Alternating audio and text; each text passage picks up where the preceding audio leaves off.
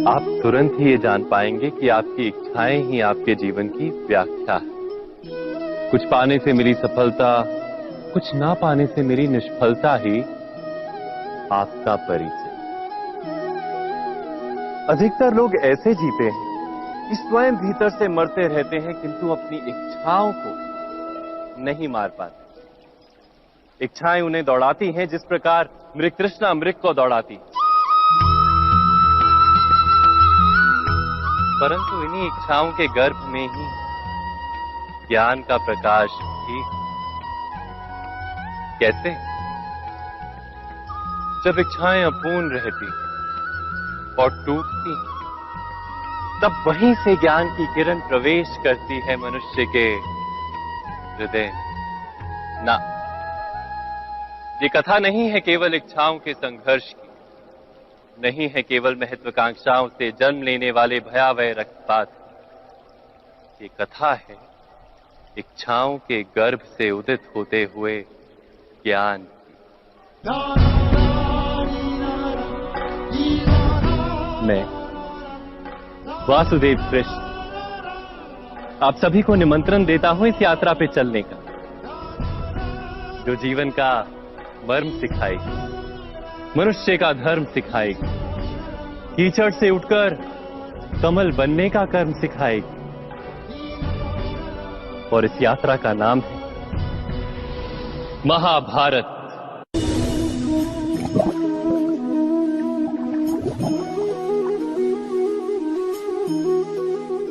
इस संसार में आने वाला प्रत्येक बालक संपूर्णतः संस्कार रहित होता है। उसके अंतर पर ना किसी अच्छे संस्कार के चिन्ह अंकित होते हैं, ना ही बुरे संस्कार के। अर्थात जन्म से बालक में ना कोई गुण होता है और ना ही कोई दोष।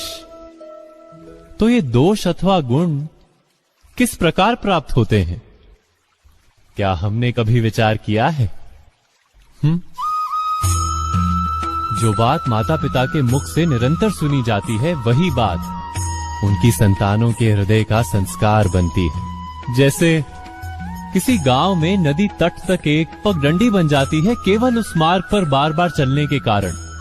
अर्थात माता पिता के हृदय की इच्छाएं उनकी संतानों के हृदय का दोष अथवा गुण बनकर जन्म लेती है। क्या ये सत्य नहीं? पर फिर भी जब उनकी संतानों में कोई दोष दिखाई देता है, तो माता पिता आश्चर्य और दुख से भर जाते। माता पिता का हृदय ये प्रश्न करता है कि उनकी संतानों में ये कुसंस्कार आए कहां से। सत्य तो यही है कि माता पिता अपनी संतानों को अनजाने में ही कुसंस्कार के बीज दे देते हैं, जो उनके संतानों की हृदय भूमि पर कुसंस्कार का वृक्ष बनकर उगता है।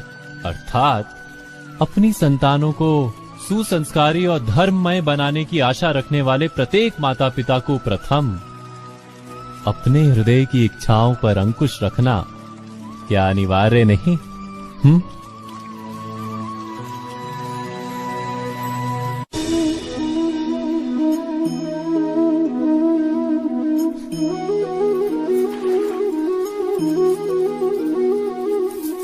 पिता सदा ही अपने संतान के सुख की कामना करते हैं, उनके भविष्य की चिंता करते रहते हैं।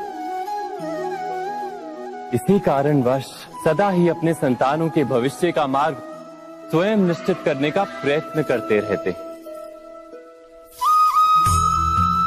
जिस मार्ग पर पिता स्वयं चला है, जिस मार्ग के कंकर पत्थर को स्वयं देखा है, मार्ग की छाया, मार्ग की धूप को स्वयं जाना है, उसी मार्ग पर उसका पुत्र भी चले, यही इच्छा रहती है हर पिता की।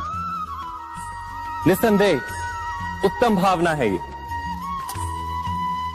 किंतु 3 प्रश्नों के ऊपर विचार करना हम भूल ही जाते। कौन से प्रश्न? प्रथम प्रश्न, क्या समय के साथ प्रत्येक मार्ग बदल नहीं जाते? क्या समय सदा ही नई चुनौतियों को लेकर नहीं आता? तो फिर बीते हुए समय के अनुभव नई पीढ़ी को किस प्रकार लाभ दे सकते हैं? दूसरा प्रश्न, क्या प्रत्येक संतान अपने माता पिता की छवि होता है? हाँ, संतानों को संस्कार तो अवश्य माता पिता देते हैं, किंतु भीतर की क्षमता तो ईश्वर देते हैं। तो जिस मार्ग पर पिता को सफलता मिली है, विश्वास है कि उसी मार्ग पर उसकी संतानों को भी सफलता और सुख प्राप्त होगा। तीसरा प्रश्न, क्या जीवन के संघर्ष और चुनौतियां लाभकारी नहीं होती? क्या प्रत्येक नया प्रश्न एक नए उत्तर का द्वार नहीं खोलता?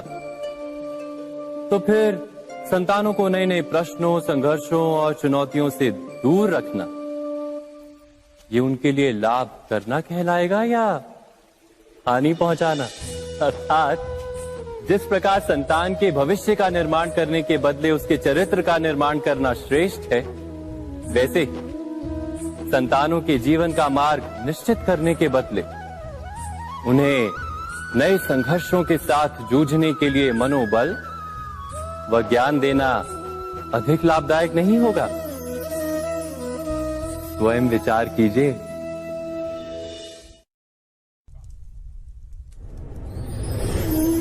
पूर्वजों की इच्छा, आशा, महत्वाकांक्षा, क्रोध, बैर, प्रतिशोध, यही सब आने वाली पीढ़ी की धरोहर बनते हैं। माता पिता अपनी संतानों को देना तो चाहते हैं समस्त विश्व का सुख, पर देते हैं अपनी पीड़ाओं की संपत्ति। देना चाहते हैं अमृत, पर साथ ही साथ विष का घड़ा भी भर देते हैं। आप विचार कीजिए, आपने अपनी संतानों को क्या दिया आज तक? अवश्य प्रेम, ज्ञान, संपत्ति आदि दिए, पर क्या साथ ही साथ उनके मन को मैल से भर देने वाले पूर्व ग्रह नहीं दिए? अच्छे बुरे की पूर्व निर्धारित व्याख्याएं नहीं दी? व्यक्ति का व्यक्ति के साथ, समाजों का समाजों के साथ, राष्ट्र का राष्ट्र के साथ संघर्ष क्या इन्हीं पूर्व ग्रहों से निर्मित नहीं होते? हत्या, मृत्यु, रक्तपात क्या इन्हीं पूर्व ग्रहों से नहीं जन्मते? अर्थात माता पिता अपनी संतानों को जन्म के साथ मृत्यु का दान भी देते हैं। प्रेम के प्रकाश के साथ साथ घृणा का अंधकार भी देते हैं, और अंधकार मन का, हृदय का हो या वास्तविक हो, उससे केवल भय प्राप्त होता है, केवल भय। स्वयं विचार कीजिए।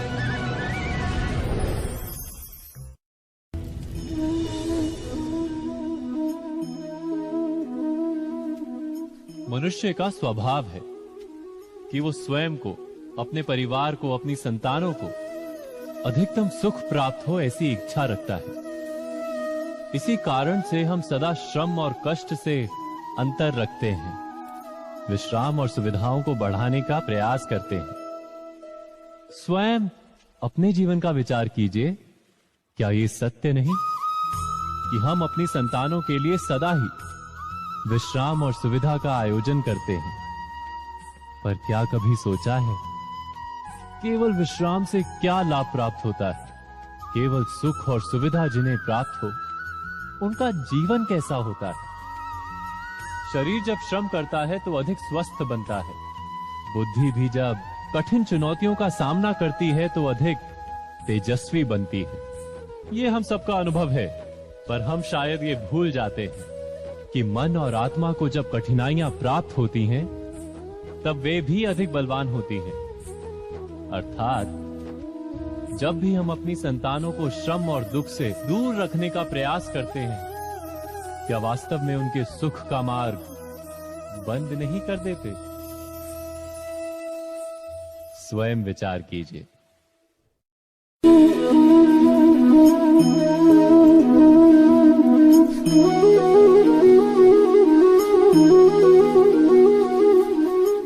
संतानों के भविष्य को सुख से भरने का प्रयत्न करना, यही हर माता पिता का प्रथम कर्तव्य होता है। जिन्हें आप इस संसार में लाए और जिनके कर्मों से ये जगत आपका भी परिचय पाएगा भविष्य में, उनके भविष्य के सुख की योजना करने से अधिक महत्व और हो भी क्या सकता है।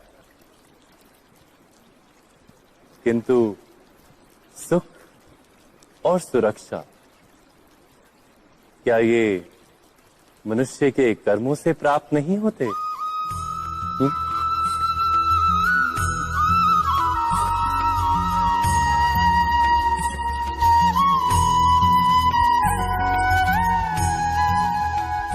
माता पिता के दिए हुए अच्छे या बुरे संस्कार, उनकी दी हुई योग्य अथवा अयोग्य शिक्षा, क्या आज के सारे कर्मों का मूल नहीं? संस्कार और शिक्षा से बनता है मनुष्य का चरित्र। अर्थात माता पिता अपनी संतानों का जैसा चरित्र बनाते हैं, ऐसा ही बनता है उनका भविष्य। किंतु फिर भी अधिकतर माता पिता अपनी संतानों का भविष्य सुरक्षित करने की चिंता में उनका चरित्र निर्माण का कार्य भूल ही जाते हैं। वस्तुतः जो माता पिता अपनी संतानों के भविष्य की चिंता करते हैं, उनकी संतानों को कोई लाभ नहीं होता। किंतु जो माता पिता अपने संतानों के भविष्य की नहीं, उनके चरित्र का निर्माण करते हैं, उन संतानों की प्रशस्ति समस्त संसार करता है। स्वयं विचार कीजिए।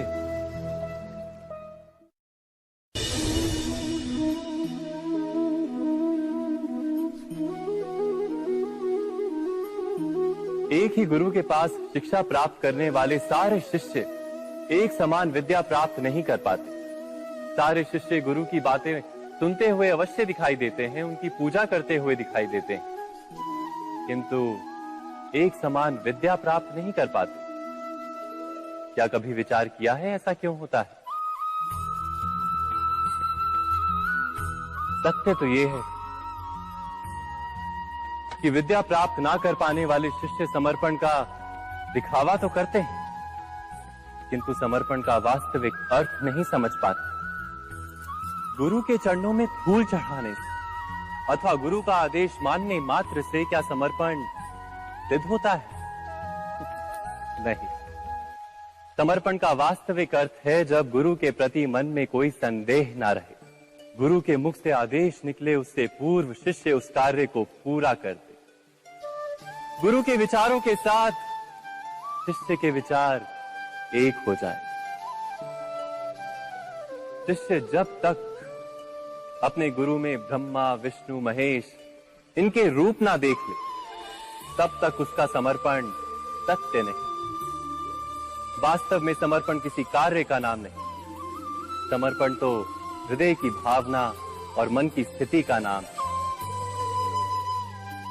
अर्थात हमारे अज्ञान में क्या दोष केवल हमारे मन का नहीं?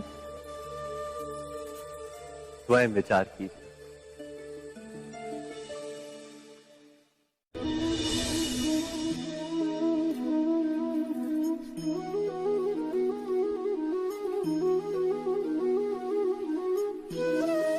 ज्ञान प्राप्ति सदा ही समर्पण से होती है, ये हम सब जानते हैं। किंतु समर्पण का वास्तविक महत्व क्या है? क्या हमने कभी विचार किया? मनुष्य का मन सदा ही ज्ञान प्राप्ति में विभिन्न बाधाओं को उत्पन्न करता है। कभी किसी अन्य विद्यार्थी से ईर्ष्या हो जाती है, कभी पढ़ाए हुए पाठों पर संदेह जमता है और कभी गुरु द्वारा दिया गया दंड मन को अहंकार से भर देता है। नहीं, क्या ऐसा नहीं होता? न जाने कैसे कैसे विचार मन को भटकाते हैं और मन की इसी अयोग्य स्थिति के कारण हम ज्ञान प्राप्त नहीं कर पाते। मन की योग्य स्थिति केवल समर्पण से निर्मित होती है। समर्पण मनुष्य के अहंकार का नाश करता है, ईर्ष्या, महत्वाकांक्षा आदि भावनाओं को दूर कर हृदय को शांत करता है और मन को एकाग्र करता है।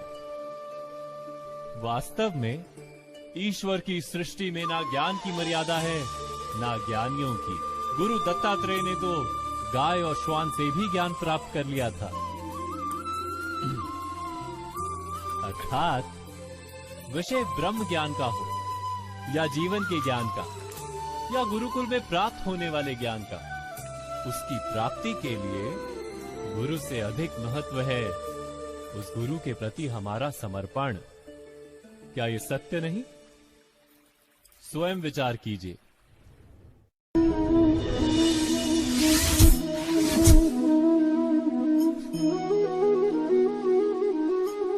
श्रेष्ठता का क्या अर्थ है?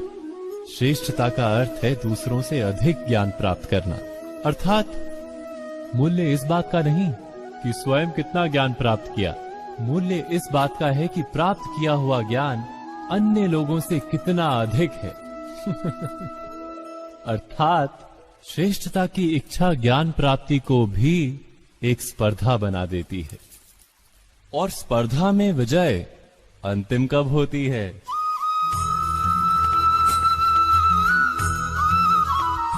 कुछ समय के लिए तो श्रेष्ठ बना जा सकता है, किंतु सदा के लिए कोई श्रेष्ठ नहीं रह पाता। फिर वही असंतोष, पीड़ा और संघर्ष जन्म लेता है। किंतु श्रेष्ठ बनने के बदले यदि उत्तम बनने का प्रयत्न करें तो क्या होगा? उत्तम का अर्थ है कि जितना प्राप्त करने योग्य है वो सब प्राप्त करना, किसी से अधिक पाने की इच्छा से नहीं, मात्र आत्मा की तृप्ति हेतु कुछ प्राप्त करना। उत्तम के मार्ग पर किसी अन्य से स्पर्धा नहीं होती, स्वयं अपने आप से स्पर्धा होती है। अर्थात उत्तम बनने का प्रयत्न करने वाले को देर अबेर सारा ज्ञान प्राप्त हो जाता है, बिना प्रयत्न के ही वो श्रेष्ठ बन जाता है। किंतु जो श्रेष्ठ बनने का प्रयत्न करता है वो श्रेष्ठ बने या ना बने, उत्तम कभी नहीं बन पाता।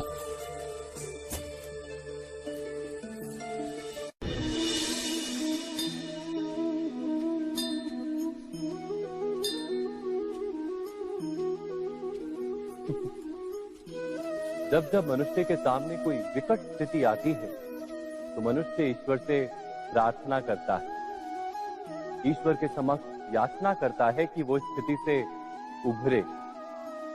किंतु इस प्रार्थना का वास्तविक रूप क्या है? क्या ये हमने कभी विचार किया है? प्रार्थना का अर्थ है अपनी सारी आशंकाएं, सारी चिंताएं, सारे संकल्प विकल्प, अपनी सारी योजनाएं ईश्वर के चरणों पर रख देना। अर्थात अपने कर्म का फल क्या होगा इसकी चिंता ना करके धर्म के अनुरूप कर्म करना, ईश्वर की योजना को अपनी नियति मानना, यही प्रार्थना है ना। किंतु ईश्वर की योजना को समझ पाना क्या संभव है? वो योजना तो हमारे कार्यों के परिणाम के रूप में प्रकट होती है सदा ही, किंतु यदि कोई कर्मों का ही त्याग कर दे, क्या वो प्रार्थना है? वास्तव में कर्म ही जीवन और फल के प्रति मोह ना रखना ही सच्ची प्रार्थना। जो प्रार्थना कर्म में बाधा बन जाए, मनुष्य को कार्य ही ना करने दे, वो प्रार्थना है या पराजय? स्वयं विचार कीजिए।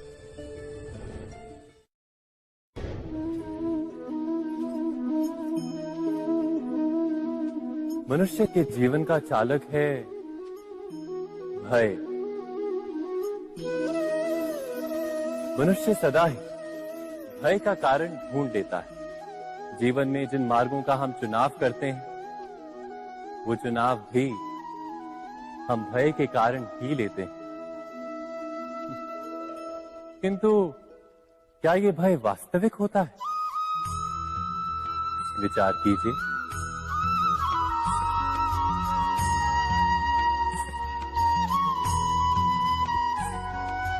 भय का अर्थ है आने वाले समय में विपत्ति की कल्पना। किंतु समय का स्वामी कौन? ना तो हम समय के स्वामी हैं, ना हमारे शत्रु या प्रतिस्पर्धी। समय तो ईश्वर के अधीन चलता है। तो क्या यदि कोई आपको हानि पहुंचाने के लिए केवल योजना बनाता है, वो वास्तव में आपको हानि पहुंचा सकता है? नहीं, किंतु भय से भरा हुआ हृदय हमें अधिक हानि पहुंचाता है। क्या ये सत्य नहीं?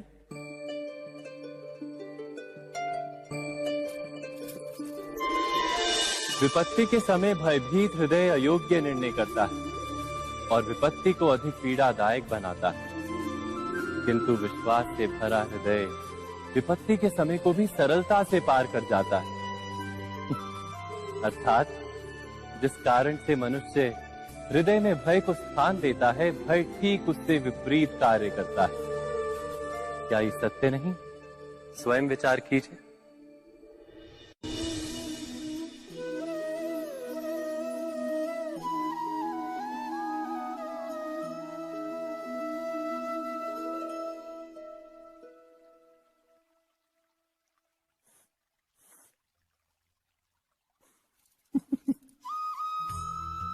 जीवन में आने वाले संघर्षों के लिए जब मनुष्य स्वयं को योग्य नहीं मानता, जब उसे अपने ही बल पर विश्वास नहीं रहता, तब वो सद्गुणों को त्याग कर दुर्गुणों को अपनाता है। वस्तुतः मनुष्य के जीवन में दुर्जनता जन्म ही तब लेती है जब उसके अंतर में आत्मविश्वास नहीं होता। आत्मविश्वास ही अच्छाई को धारण करता है। ये आत्मविश्वास है क्या?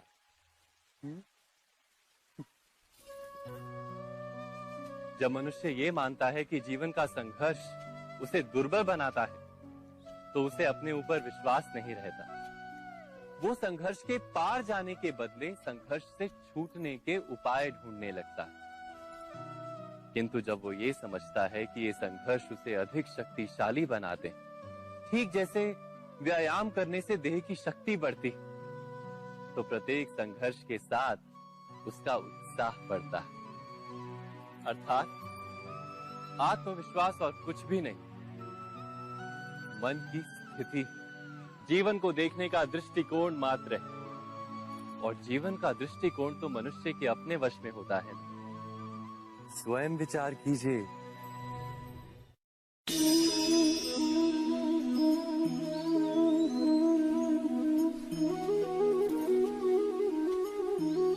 जब अपने किसी अच्छे कार्य के उत्तर में दुख प्राप्त होता है अथवा किसी को उसके दुष्ट कार्य में सुख मिलता है, तो मन अवश्य ये विचार करता है कि अच्छा कार्य करने का, धर्म के मार्ग पर चलने का तात्पर्य क्या है।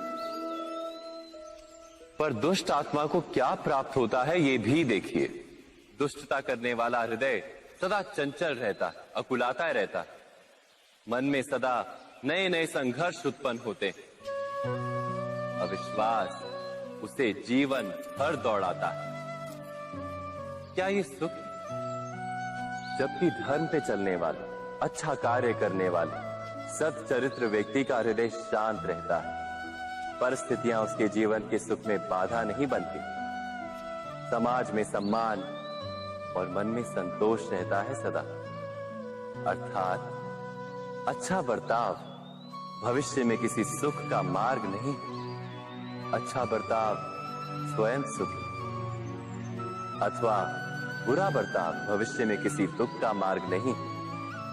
अधर्म उसी क्षण दुख उत्पन्न करता है। धर्म से सुख नहीं, धर्म स्वयं सुख।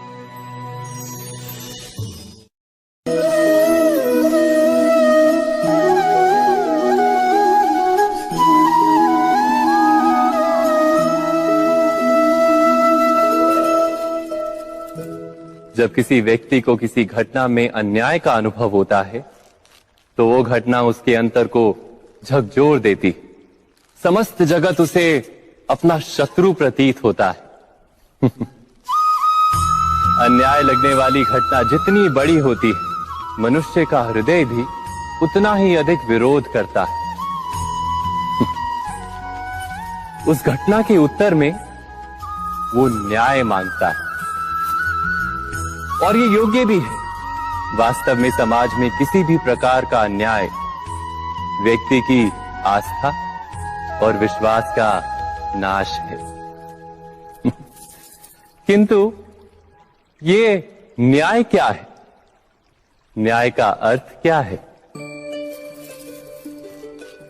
अन्याय करने वाले को अपने कार्य पर पश्चाताप हो और अन्याय भुगतने वाले के मन में फिर से विश्वास जगे समाज के प्रति। इतना ही अर्थ है ना न्याय का। किंतु जिसके हृदय में धर्म नहीं होता, वो न्याय को छोड़कर बैर और प्रतिशोध को अपनाता है। हिंसा के बदले प्रतिहिंसा की भावना लेकर चलता है। स्वयं भोगे हुई पीड़ा से कहीं अधिक पीड़ा देने का प्रयत्न करता है, और इस मार्ग पर चलते अन्याय को भुगतने वाला स्वयं अन्याय करने लगता है। शीघ्र ही वो अपराधी बन जाता है। अर्थात न्याय और प्रतिशोध के बीच बहुत कम अंतर होता है, और इसी अंतर का नाम है धर्म। क्या ये सत्य नहीं? स्वयं विचार कीजिए। व्यक्ति को जब उसके अपराध का दंड मिलता है, तब कभी कभी उस न्याय को देखकर मन कचोटता है। प्रश्न उठता है हृदय में कि जब वो अपराध हुआ था, तब व्यक्ति भिन्न था। उसके पश्चात उसने इतने पश्चाताप किए, स्वयं में इतना परिवर्तन किया, फिर उसे दंड क्यों मिले? पर जहां आघात होता है, वहां प्रत्याघात भी होता है। जैसा कर्म वैसा फल। यदि किसी को प्रेम दोगे तो सुख प्राप्त होगा, यदि किसी की हत्या करोगे तो मृत्यु दंड मिलेगा। जैसा कार्य वैसा ही न्याय। तो फिर प्रायश्चित और पश्चाताप का कोई मूल्य नहीं है? अवश्य है मूल्य। प्रायश्चित और पश्चाताप मनुष्य की आत्मा को बलवान करता है। आने वाले दंड को स्वीकार करने के लिए मनुष्य को तैयार करता है। अर्थात बिना प्रायश्चित के दंड स्वीकार करने का कोई मूल्य है? स्वयं विचार कीजिए। मनुष्य के हृदय में भय का साम्राज्य रहता है सदा। कभी संपत्ति के नाश का भय, कभी अपमान का भय, कभी अपनों से छूट जाने का भय। इसीलिए भय का होना सबको स्वाभाविक ही लगता है। क्या कभी विचार किया है, जो स्थिति अथवा वस्तु भय को जन्म देती है, क्या वहीं से वास्तव में दुख आता है? नहीं, ऐसा तो कोई नियम नहीं। और सबका अनुभव तो ये बताता है कि भय धारण करने से भविष्य के दुख का निवारण नहीं होता। भय केवल आने वाले दुख की कल्पना मात्र ही है। वास्तविकता से इसका कोई संबंध नहीं है। तो क्या ये जानते हुए भी कि भय कुछ और नहीं, केवल कल्पना मात्र ही है, इससे मुक्त होकर निर्भय बन पाना क्या बहुत कठिन है? अवश्य विचार कीजिएगा।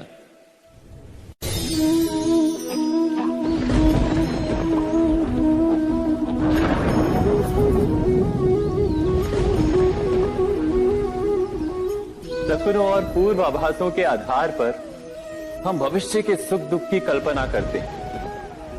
भविष्य के दुख का कारण दूर करने के लिए हम आज योजना बनाते हैं। किंतु कल के संकट को आज निर्मूल करने से हमें लाभ मिलता है या हानि पहुंचती है? ये प्रश्न हम कभी नहीं करते। सत्य तो ये है कि संकट और उसका निवारण साथ जनते हैं, व्यक्ति के लिए भी और सृष्टि के लिए भी। नहीं, आप अपने भूतकाल का स्मरण कीजिए, इतिहास को देखिए। आप तुरंत ही ये जान पाएंगे कि जब जब संकट आता है तब तब उसका निवारण करने वाली शक्ति भी जन्म लेती है। यही तो जगत का चलन है। वस्तुतः संकट ही शक्ति के जन्म का कारण है। प्रत्येक व्यक्ति जब संकट से निकलता है तो एक पद आगे बढ़ा होता है, अधिक चमकता है, आत्मविश्वास से अधिक भरा होता है, न केवल अपने लिए अपितु विश्व के लिए भी। क्या ये सत्य नहीं? वास्तव में संकट का जन्म है एक अवसर का जन्म, अपने आप को बदलने का, अपने विचारों को ऊंचाई पर करने का अवसर, अपनी आत्मा को बलवान और ज्ञान मंडित बनाने का अवसर। जो ये कर पाता है उसे कोई संकट नहीं होता, किंतु जो ये नहीं कर पाता वो तो स्वयं एक संकट है विश्व के लिए। विचार कीजिए।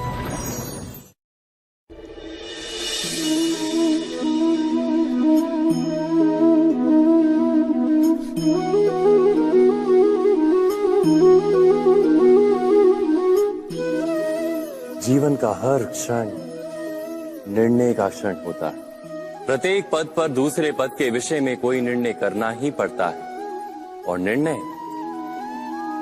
निर्णय अपना प्रभाव छोड़ जाता है।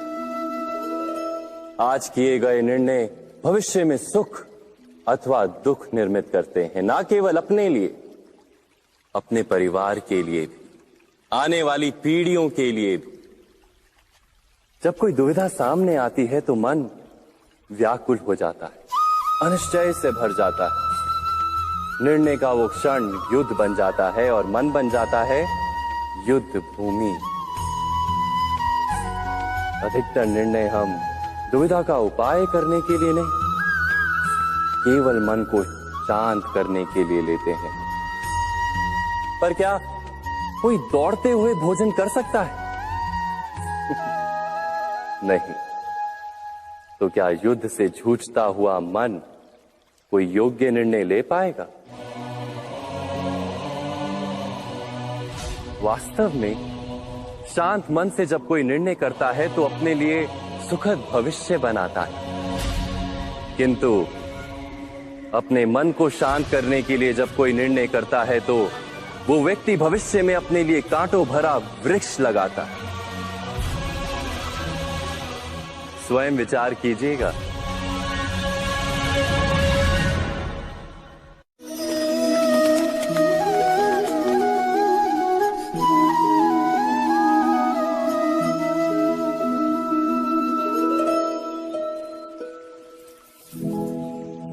निर्णय के क्षण में हम सदा ही किसी अन्य के सुझाव, सूचना, मंत्रणा या परामर्श को आधार बनाते हैं, और हमारे भविष्य का आधार हमारे आज दिए गए निर्णय के ऊपर होता है। तो क्या हमारा भविष्य किसी अन्य के परामर्श, किसी अन्य के सुझाव का फल है? क्या हमारा संपूर्ण जीवन किसी अन्य की बुद्धि का परिणाम? क्या हमने कभी विचार किया है? सबका अनुभव है कि भिन्न भिन्न लोग एक ही स्थिति में भिन्न भिन्न परामर्श देते हैं। मंदिर में खड़ा भक्त कहता है कि दान करना चाहिए, और चोर कहता है यदि अवसर मिले तो इस मूर्ति के श्रृंगार चुरा। धर्म से भरा हृदय धर्ममय सुझाव देता है, और अधर्म से भरा हृदय अधर्म का परामर्श देता है।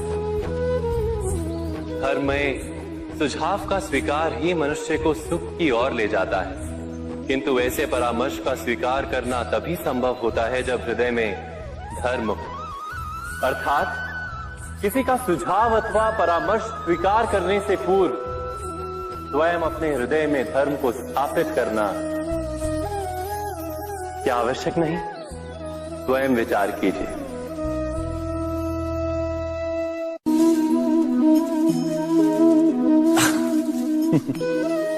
मनुष्य के सारे संबंधों का आधार है अपेक्षा।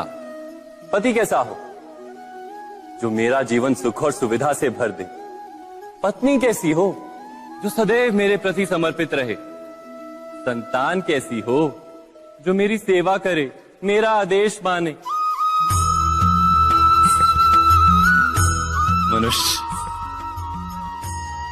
मनुष्य उसी को प्रेम भी कर पाता है जो उसकी अपेक्षा पूर्ण करता है, और अपेक्षा की तो नियति है भंग होना। कैसे? क्योंकि अपेक्षा मनुष्य के मस्तिष्क में जन्म लेती है। कोई अन्य व्यक्ति उसकी अपेक्षाओं के बारे में जान ही नहीं पाता। पूर्ण करने की प्रामाणिक इच्छा हो तब भी कोई मनुष्य किसी की अपेक्षाओं को पूर्ण नहीं कर पाता, और वहां से जन्म लेता है संघर्ष। सारे संबंध संघर्ष में परिवर्तित हो जाते। पर मनुष्य अपेक्षा को संबंध का आधार ना बनाए और स्वीकार करे केवल संबंध का आधार, तो क्या ये जीवन स्वयमेव सुख और शांति से नहीं भर जाएगा? स्वयं विचार कीजिएगा।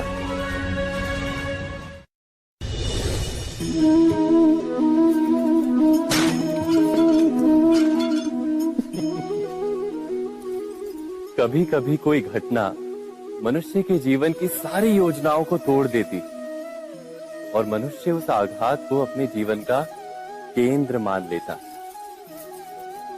पर क्या भविष्य मनुष्य की योजनाओं के आधार पर निर्मित होते हैं? नहीं। जिस प्रकार किसी ऊंचे पर्वत पर सर्वप्रथम चढ़ने वाला उस पर्वत की तलाई में बैठकर जो योजना बनाता है, क्या वही योजना उसे उस पर्वत की चोटी तक पहुंचाती है? नहीं। वास्तव में वो जैसे जैसे ऊपर चढ़ता है वैसे वैसे उसे नई नई चुनौतियां, नई नई विडंबनाएं, नए नए अवरोध मिलते हैं। प्रत्येक पद पर वो अपने अगले पद का निर्णय करता है। प्रत्येक पद पर उसे अपनी योजनाओं को बदलना पड़ता है। कहीं पुरानी योजना उसे खाई में ना ढकेल दे। वो पर्वत को अपने योग्य नहीं बना पाता, केवल स्वयं को पर्वत के योग्य बना सकता है। क्या जीवन के साथ भी ऐसा ही नहीं? जब मनुष्य जीवन में किसी एक चुनौती को, एक अवरोध को अपने जीवन का केंद्र मान लेता है, अपने जीवन की गति को ही रोक देता है, तो वो अपने जीवन में सफल नहीं बन पाता और ना ही सुख और शांति प्राप्त कर पाता। अर्थात जीवन को अपने योग्य बनाने के बदले स्वयं अपने को जीवन के योग्य बनाना ही सफलता और सुख का एकमात्र मार्ग नहीं।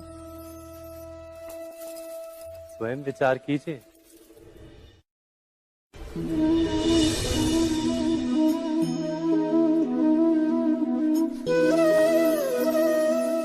सत्ता की लालसा सबके हृदय को घेरे रहती है। प्रत्येक व्यक्ति अपना एक राष्ट्र निर्मित करने का प्रयत्न अवश्य करता है। फिर वो राष्ट्र कुरु राष्ट्र की भांति बहुत बड़ा हो या फिर अपने परिवार तक सीमित हो, वो सत्ता प्राप्त करने का प्रयास अवश्य करता है। किंतु सत्ता का वास्तविक रूप क्या है? क्या हमने कभी विचार किया है? एक मनुष्य जितने अधिक लोगों के जीवन को प्रभावित कर सके, जितने अधिक लोगों के जीवन की स्वतंत्रता पर अंकुश रख सके, उतनी ही अधिक सत्ता का अनुभव करता है वो। सत्ता का वास्तविक रूप ही है अन्य के जीवन पर स्वयं का प्रभाव। किंतु क्या वास्तविक प्रभाव प्रेम, दया, करुणा और धर्म से निर्मित नहीं होता? जब भी मनुष्य कठोरता और अधर्म से सत्ता प्राप्त करने का प्रयत्न करता है, तब वो दूसरों के हृदय में विरोध अथवा विद्रोह को जन्म देता है। और परिणाम कुछ इस प्रकार। हां, कुछ समय के लिए वो स्वयं को प्रभावी और शक्तिशाली अवश्य पाता है, किंतु वो वास्तविक सत्ता नहीं। यही कारण है कि भृगु और वशिष्ठ जैसे ऋषियों की आज भी पूजा की जाती है, रावण और हिरण्यकशिपु की नहीं। इस पर तो आप विचार अवश्य करें। सत्य कहा ना।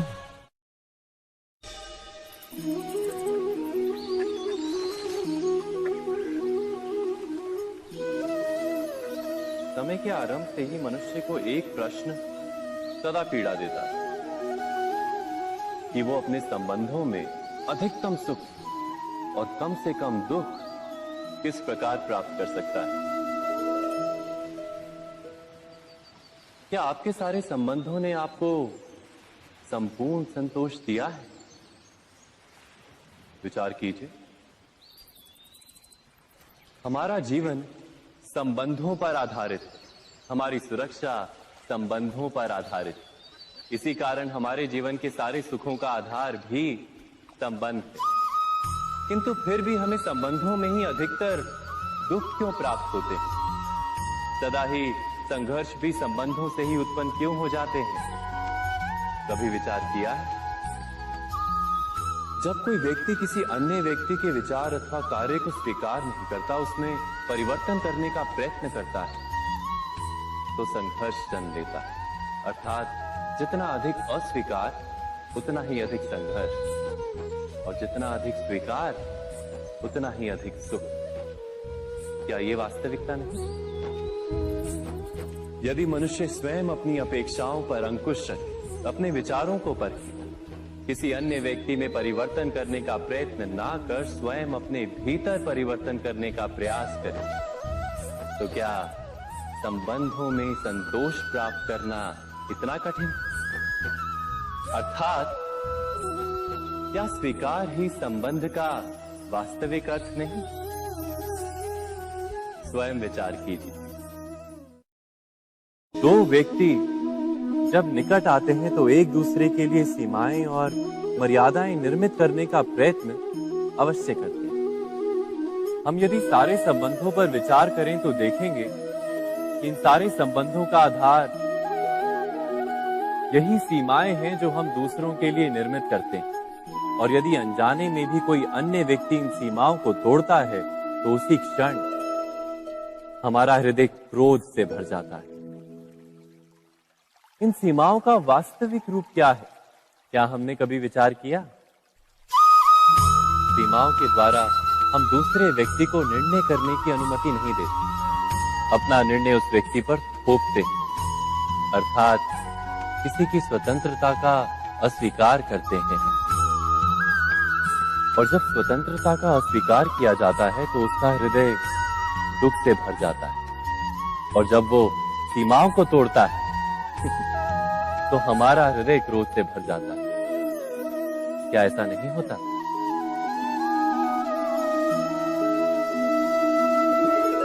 पर यदि एक दूसरे की स्वतंत्रता का सम्मान किया जाए तो किसी मर्यादाओं या सीमाओं की आवश्यकता ही नहीं होती। अर्थात जिस प्रकार स्वीकार किसी संबंध का देह है, क्या वैसे ही स्वतंत्रता किसी संबंध की आत्मा नहीं? स्वयं विचार कीजिए।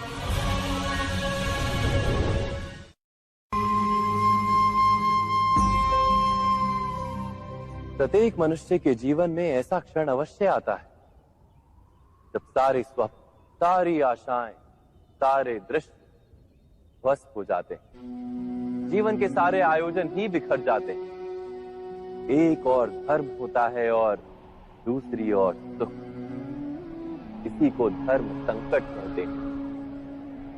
जब धर्म का वहन ही संकट हो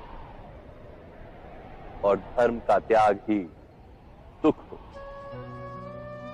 विचार कीजिए, कभी किसी स्वजन के विरुद्ध सत्य बोलने का अवसर प्राप्त हो जाता है, कभी ठीक दरिद्रता के समय सरलता से चोरी करने का मार्ग प्राप्त हो जाता है, कभी किसी शक्तिशाली राजनेता या राजा के कर्मचारी का अधर्म प्रकट हो जाता है। सबके जीवन में ऐसी घटना बनती ही रहती है। अधिकतर लोग ऐसे किसी क्षण को धर्म संकट के रूप में जान ही नहीं पाते। हमें किसी प्रकार के संघर्ष का अनुभव ही नहीं होता। सहजता से सुख की ओर खींचे चले जाते हैं, जैसे मक्खी गुड़ की ओर खींची चली जाती। वास्तव में धर्म संकट का क्षण ईश्वर के निकट जाने का क्षण होता है। यदि हम संघर्षों से भयभीत ना, सुख की ओर आकर्षित ना, अपने धर्म पर दृढ़ रहे, तो ईश्वर का साक्षात्कार दूर नहीं।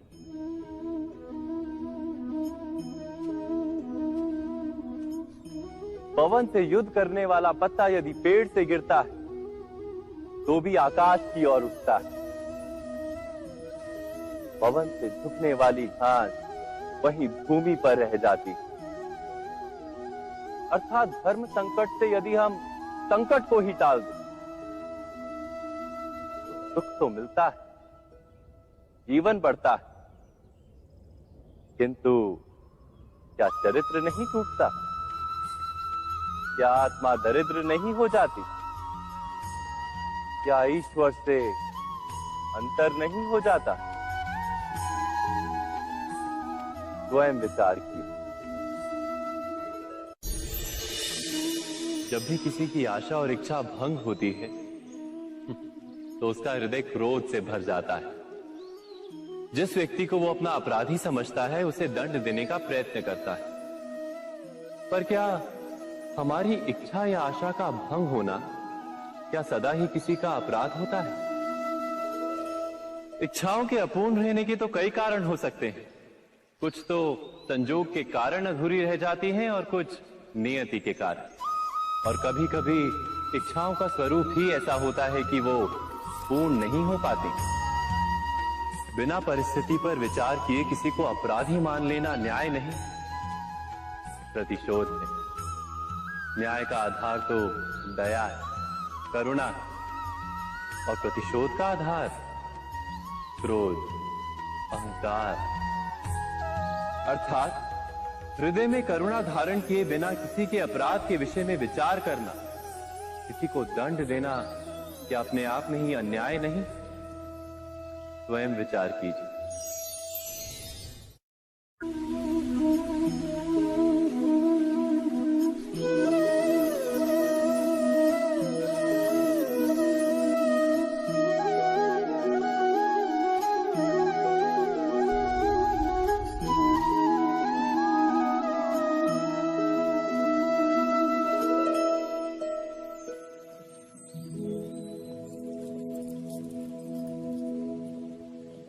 भविष्य के आधार पर सब आज का निर्णय लेना चाहते हैं। भविष्य में सुख मिले, भविष्य सुरक्षित हो, ऐसे निर्णय आज लेने का प्रयत्न रहता है सबका। आप अपने जीवन को देखिए, क्या आपके अधिकतर निर्णय के पीछे भविष्य का विचार नहीं होता? और हो भी क्यों ना, अपने जीवन को सरल और सुखमय बनाने का प्रयत्न करने का अधिकार सबका है। पर भविष्य तो कोई नहीं जानता, केवल कल्पना ही की जा सकती है। तो जीवन के सारे महत्वपूर्ण निर्णय कल्पनाओं के आधार पर ही करते हैं हम। क्या निर्णय करने का कोई तीसरा मार्ग हो सकता है? विचार कीजिए। सारे सुखों का आधार धर्म है और वो धर्म मनुष्य के हृदय में बसता है। तो प्रत्येक निर्णय से पूर्व स्वयं अपने हृदय से ये प्रश्न अवश्य पूछ लेना कि ये निर्णय स्वार्थ से जन्मा है या धर्म से। क्या इतना पर्याप्त नहीं? भविष्य के बदले धर्म का विचार करने से क्या भविष्य अधिक सुखपूर्ण नहीं होगा? स्वयं विचार कीजिए।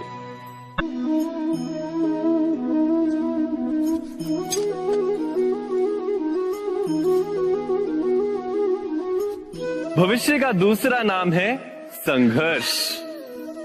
हृदय में आज इच्छा होती है और यदि पूर्ण नहीं हो पाती तो हृदय भविष्य की योजना बनाता है।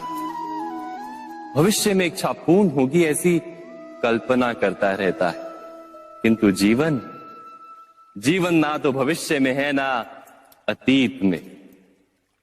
जीवन तो इस क्षण का नाम, अर्थात इस क्षण का अनुभव ही जीवन का अनुभव। पर हम ये जानते हुए भी इतना सा सत्य समझ नहीं पाते। या तो हम बीते हुए समय के स्मरणों को घेर कर बैठे रहते, या फिर आने वाले समय के लिए हम योजनाएं बनाते रहते हैं। और जीवन जीवन बीत जाता है। एक सत्य यदि हम हृदय में उतार लें कि ना हम भविष्य देख सकते हैं, ना ही भविष्य निर्मित कर सकते, हम तो केवल धैर्य और साहस के साथ भविष्य को आलिंगन दे सकते हैं, स्वागत कर सकते हैं भविष्य का। तो क्या जीवन का हर पल जीवन से नहीं भर जाएगा? स्वयं विचार कीजिए।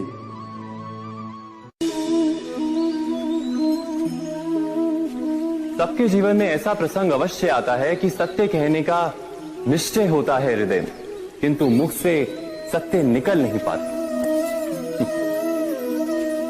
कोई भय मन को घेर लेता है। किसी घटना अथवा प्रसंग के बारे में बात करना, या फिर स्वयं से कोई भूल हो जाए उसके बारे में कुछ बोलना, क्या ये सत्य है? नहीं, ये तो केवल तथ्य है। अर्थात जैसा हुआ था वैसा केवल बोल देना सामान्य सी बात है। किंतु कभी कभी उस तथ्य को बोलते हुए भी भय लगता है। कदाचित किसी दूसरे की भावनाओं का विचार आता है मन, दूसरे को दुख होगा ये भय भी शब्दों को रोकता है। तो ये सत्य क्या है? क्या हमने कभी विचार किया है?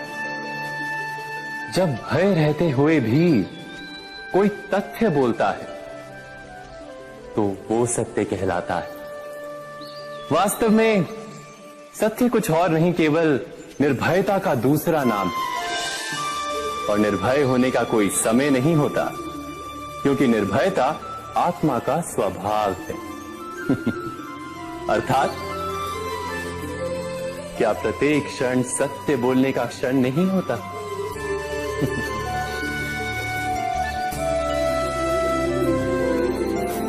स्वयं विचार कीजिए।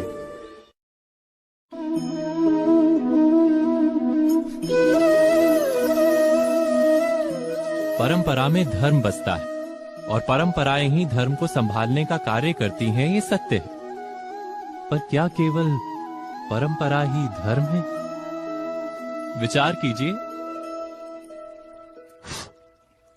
सत्य तो यह है कि जिस प्रकार पाषाण में शिल्प होता है, उसी प्रकार परंपरा में धर्म होता है। इस पत्थर में शिल्प है, ये पत्थर शिल्प नहीं।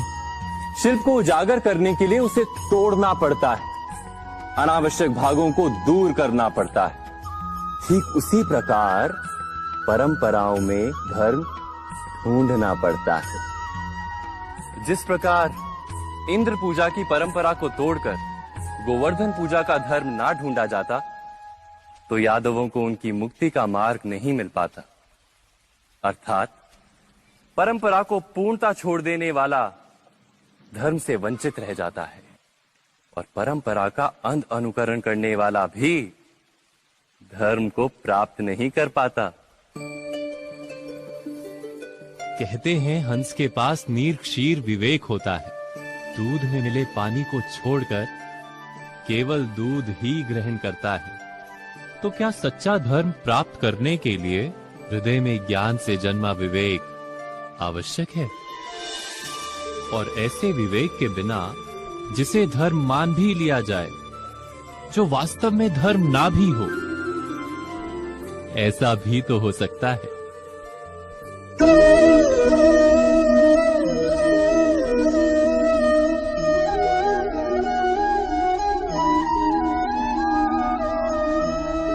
महाभारत का ये युद्ध, महाभारत की ये कथा अनेक सत्यों को प्रस्थापित करती है। महानतम सत्य ये कि अलगपन और भिन्नता ही अधर्म का मूल है और एकात्मता ही धर्म का आधार। कैसे? स्वयं विचार कीजिए। मनुष्य का हृदय सुख की आशाओं से, सत्ता और संपत्ति की इच्छाओं से घिरा रहता है सदा। किंतु सामान्य रूप से मनुष्य अपने माता पिता, संतानों, भाई बहन या पत्नी के साथ उचित व्यवहार ही करता है, कोई अन्याय नहीं करता। वो सुख और संपत्ति को समान भागों में बांटकर भोगता है, क्योंकि वो ये जानता है कि उसके सुख का आधार है उसका परिवार, उसके सुख का कारण है उसका परिवार। मनुष्य ये भी जानता है कि उसका सुख समाज से आता है, किंतु वो समाज के साथ अन्याय कर लेता है, समाज का शोषण कर लेता है, क्योंकि वो समाज को अपने सुख का कारण नहीं मानता, वो समाज को अपने सुख का साधन मानता है। भेद है तो कारण और साधन में। मनुष्य को जब ये बोध हो जाता है कि सारा संसार परमात्मा का ही रूप है, प्रत्येक जीव परमात्मा का ही अंश है, अर्थात कोई पराया नहीं, सब अपने, ये सारा संसार अपना ही है, अपना ही परिवार है, तो क्रोध का कोई कारण ही नहीं रह जाता। सारे संघर्ष, सारा वैर, सारा प्रतिशोध नष्ट हो जाता है। अंतर में परमात्मा और संसार में एकात्मता, यही धर्म का मूल सिद्धांत है। महाभारत की ये यात्रा क्रोध से बोध की यात्रा है, भिन्नता से एकात्मता की यात्रा है। भूमि पर वास करने वाली प्रजा जब तक इस महाभारत की कथा को अपने स्मरणों में जीवित रखेगी, तब तक ऐसा विध्वंस पुनः नहीं होगा। कोई भी शक्ति इसकी महत्ता का वस्त्र हरण नहीं कर पाएगी। इस यात्रा में मेरे साथ प्रवास करने वालों को मैं अभिनंदन देता हूं। उनके हृदय में धर्म का बीज कल्याण, संसार का कल्याण। ओम सहना भवतु। ईश्वर हमारा रक्षण करे। सहनो भुनक्तु। हम सब मिलकर सुख भोगे। सहवीर्यम करवावहे। एक दूसरे के लाभ प्रयास करें। तेजस्विनावधितमस्तु। हम सबका जीवन तेज से भर जाए। मां विद्विषावहे। परस्पर कोई द्वेष या ईर्ष्या ना हो। ओम शांति शांति शांति।